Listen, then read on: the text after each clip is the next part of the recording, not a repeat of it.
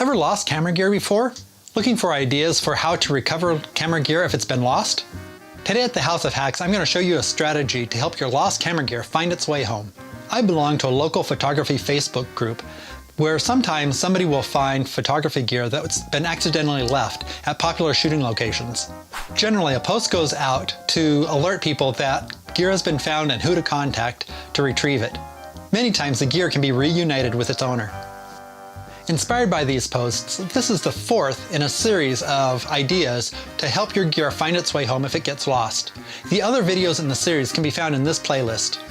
The previous ideas help if your gear is found by a random stranger.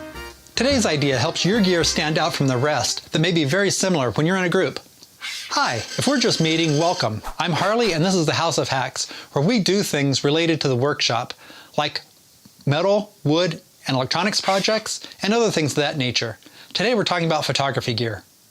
When you're with a group of photographers, many times people have either the same or very similar gear, and if things get jumbled up, sometimes it's hard to figure out whose is whose. To help in this situation, select a 3 or 4 color combination and get paint or tape in these colors.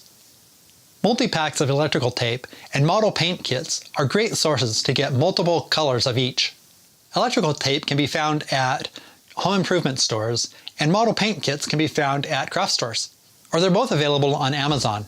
I'll leave affiliate links to searches for multiple products of each down below. Using tape or paint, depending on the equipment and your preference, put your color code on all your equipment. This makes it easy to identify your equipment when it's combined with the same equipment from other photographers. If you have friends that do the same thing, be sure to coordinate with them so you don't use the same or similar color combinations. I'd love to hear in the comments below if you have any strategies for identifying your equipment. And remember, it's a good idea to have a multi-pronged approach and identify your equipment in multiple ways. I'll see you in one of these videos that YouTube thinks you'll enjoy. And when making things, remember, perfection's not required, fun is.